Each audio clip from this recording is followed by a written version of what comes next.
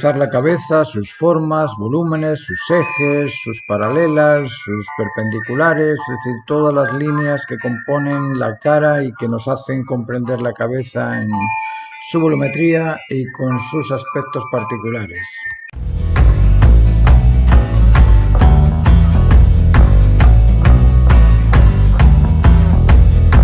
Se dice que la cara es el espejo del alma, ¿será? Un rostro puede hablar por sí solo, nos dice muchas cosas que podemos empezar a comprender, el tipo de arrugas, el tipo de tonalidad, si es una piel quemada, gastada o es una piel cuidada. Todas estas pequeñas cosas nos dicen algo del retratado, pero hay pintores que se han dedicado a retratar la imagen del personaje de una forma típica de su profesión, típica de su labor. Entre ellos está Ilya Repin. En los retratos de Ilya Repin, cada uno de los retratados está representando a sí mismo. Curioso, porque no es un retrato simplemente formal de la cara, un retrato de la imagen del personaje, sino que la imagen está inserto dentro de su profesión o dentro de su categoría o dentro de su nobleza. Esto es solo para explicaros que la representación formal de un retrato puede indicarnos muchas cosas más de las que el mismo retrato representa. Vamos a comenzar explicando los principios básicos fundamentales de una cabeza. En primer lugar, debemos de comprender de qué se compone la estructura ósea del cráneo. ¿Qué forma tienen los huesos y dónde están? ¿Qué volumen tienen? ¿En qué parte aparecen de forma convexa? ¿En qué parte aparecen en forma cóncava? ¿En qué parte aparecen en forma plana? Es importante aprenderse los nombres de cada hueso y podérselo explicar a alguien. Cuando tú se lo explicas a alguien es porque tienes el recurso. La cabeza frontal se puede representar con un círculo y dividir ese círculo en dos porciones y hacerle una extensión de una porción más. Es decir, que la cara tenga tres secciones de igual tamaño, una que va desde la oreja a la nariz, otra de la nariz a la barbilla y desde las cejas hasta la frente. Es interesante ver en este dibujo cómo las líneas nos van mostrando la dirección del volumen de la cara. Es importante comprender la cabeza en su volumetría. La cabeza es una esfera que tiene una parte frontal y en esa parte frontal hay un eje lateral vertical y perpendiculares de las cejas, la nariz, la barbilla, la boca, los ojos, todos ellos están en línea perpendicular al eje de la cara.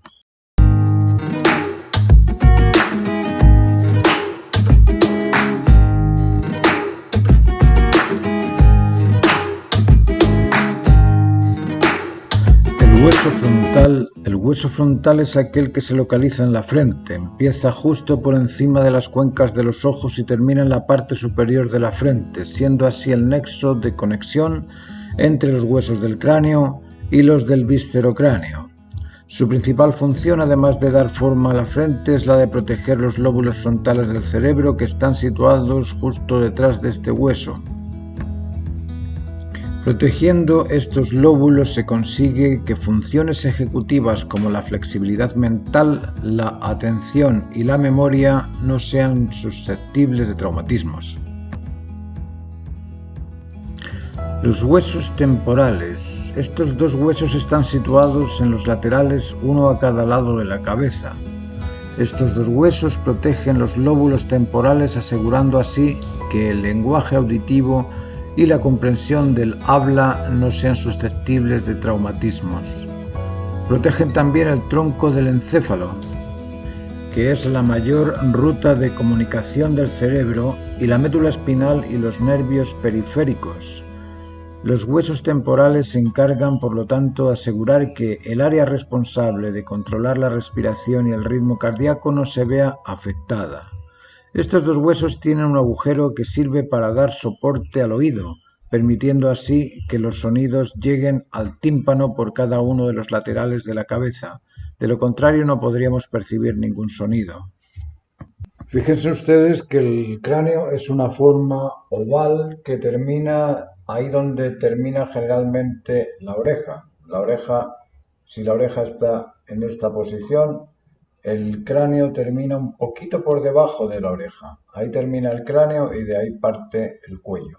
Eso es importante tenerlo presente.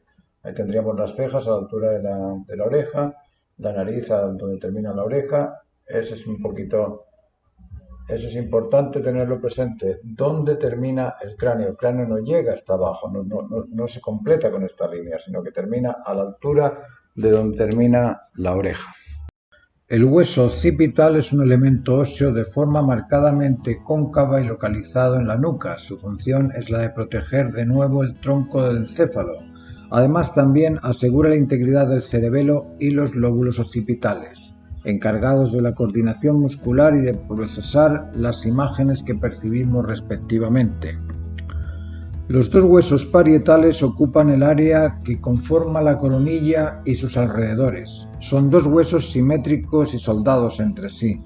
Su función es la de proteger la parte de la corteza cerebral que hay debajo, que es donde ocurren la percepción, la imaginación, el juicio, el pensamiento, etc.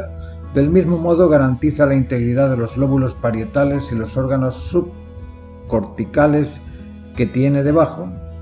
Estos lóbulos parietales se encargan de regular estados de ánimo y de proceder estímulos sensoriales. El hueso etmoides es el único de este grupo que no dispone de una forma aplanada. De hecho, su morfología es rugosa y con cavidades. No se trata de un hueso externo, pues está localizado en la parte interna de la cara, detrás de la nariz. Su función es la de ser la principal estructura de sostenimiento de la cavidad nasal, desarrollando así una misión primordial para el correcto funcionamiento del sistema olfativo, creando canales a través de los cuales puede fluir el aire. El hueso esfenoides podría considerarse como la piedra angular de la base del cráneo, pues es el que permite, situándose en la porción media de la base del cráneo, que otros elementos óseos del cráneo queden unidos entre ellos. Su función, por lo tanto, es la de dar apoyo a otros huesos del cráneo y también la de dar forma a la estructura interna de la cara. El hueso maxilar es un hueso de morfología irregular que ocupa la parte central de la cara, después la parte superior de la boca hasta la base de las fosas nasales. Su función principal es la de servir de apoyo para las piezas dentales o dentarias superiores, incluyendo en su interior las raíces de estos dientes. También sirve como sostenimiento para otros huesos del viscerocráneo. El hueso palatino. El hueso palatino es una continuación del maxilar y es el que se adentra a mayor profundidad con respecto a la superficie de la cara. Además de dar apoyo a otros elementos óseos, también sirve como sostenimiento para tejidos internos. Tiene una forma de L y conforma el techo de la boca. Los dos huesos nasales son elementos óseos pequeños unidos entre ellos y que se sitúan en la parte media de la cara. Conforman el tabique nasal, protegiendo así la nariz y albergando el cartílago en su parte distal. Los huesos lacrimales. Los huesos lacrimales son pequeñas estructuras óseas situadas justo detrás del hueso maxilar. Se trata de unos huesos localizados en cada cuenca del ojo y tienen la función de participar en la función del lacrimal, es decir, proporcionan una vía para que las lágrimas del ojo sean conducidas a la cavidad nasal. El hueso Bomer. Hueso Bomer es un hueso situado detrás del maxilar, justo por debajo de la nariz, y consiste en una fina lámina vertical que colabora en la función del tabique nasal.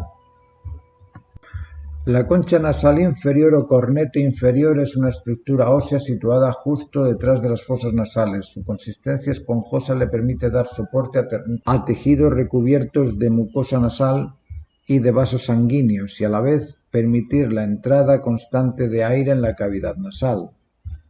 El hueso cigomático tiene una forma romboidal que se sitúa en la parte inferior lateral de las cuencas oculares, conformando así los pómulos. Es un punto de inserción para varios músculos faciales responsables de la masticación y también participa en el sostenimiento de los ojos. La mandíbula es el único hueso de la cabeza dotado de movilidad.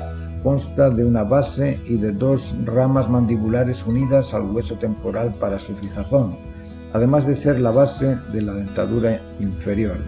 La mandíbula hace posible funciones básicas de nuestro organismo como son el habla y la masticación.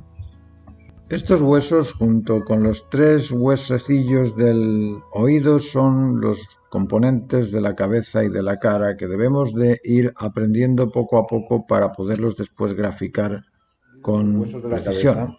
Una vez comprendidos los huesos de la cabeza, les voy a pedir que practiquen cómo hacer la cabeza de una forma sencilla. Un círculo, si es frontal, la cabeza va a tener un eje, a ese eje le van a aparecer perpendiculares a ese eje. Esta perpendicular nos va a servir para poderle hacer aquí la nariz, hacerle dentro de estos 3 ejes, hacerle también 3 ejes, uno para el eje de los ojos, otro para donde termina la borla de la nariz, otro para el eje de la boca y otro para la barbilla. Entre ojo y ojo existe un ojo, entonces tendrían que ponerle ahí la distancia de un ojo, la misma distancia entre ojo y ojo, y hacerle ahí un ojo un poquito más grande que le hice yo. Ahí le ponen los ojos. El lacrimal, la vertical del lacrimal nos va a formar aquí la fosa nasal. La vertical del lacrimal nos arma la fosa de la nariz. Aquí tenemos la borla de la nariz y debajo de la nariz tenemos aquí la boca. La boca no sabemos hasta dónde llega. Para saber hasta dónde llega, desde el entrecejo hacemos una línea que toque la parte de la fosa nasal y ya sabemos que la boca va a llegar hasta ahí. Desde el centro del entrecejo unimos la fosa nasal y nos va a llegar la boca hasta ahí.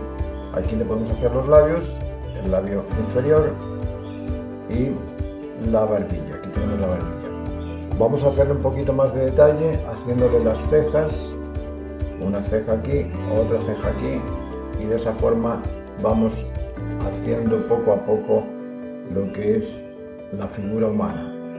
Con cuidadito vamos fijándonos que las proporciones sean adecuadas, que las cosas estén en su sitio y poco a poco vamos armando la forma de la figura humana, de una forma muy sencilla. Esto, como os digo, es simplemente práctica. Tenemos que practicarlo una y otra vez para saber cómo resolverla. Entre donde termina la ceja y la barbilla y la oreja va a haber un espacio similar a medio ojo. Aquí podemos ponerle la oreja. La oreja de perfil va a llegar hasta donde termina la borla de la nariz. Es decir, aquí tendremos la oreja y la borla de la nariz. Desde donde termina la oreja hasta el eje de la boca vamos a hacer una línea vertical inclinada hacia adentro y desde ese punto comienza el maxilar hasta la posición de la barbilla. Lo mismo por el otro lado. Vamos a dejar un espacio aquí para la patilla y vamos a hacerle la oreja aquí y que llegue hasta donde termina la nariz. Desde este punto hasta el eje de la boca hacemos una línea curva hacia adentro o inclinada un poquito hacia adentro y desde ahí el maxilar hasta la barbilla. Si le quitamos este círculo a la cabeza y le ponemos un poquito de pelo, este personaje empieza a tener forma. Ahí tenemos un personaje hecho de una forma muy sencilla, muy rápida, y lo que quiero es que ustedes empiecen a practicarlo. Aquí tendríamos el cigomático que forma el pómulo y del pómulo hacia abajo tenemos una parte lateral de la cara. Aquí lo mismo, el cigomático, y de aquí hacia abajo y tenemos una parte lateral. Esto es un lateral de la cara, este es otro lateral de la cara. Le ponemos un poquito de cuello y si le insinuamos el esternocleidomastoideus hacia adentro, el esternocleidomastoideus hacia adentro, el trapezoide por detrás, ya tenemos una figura armada.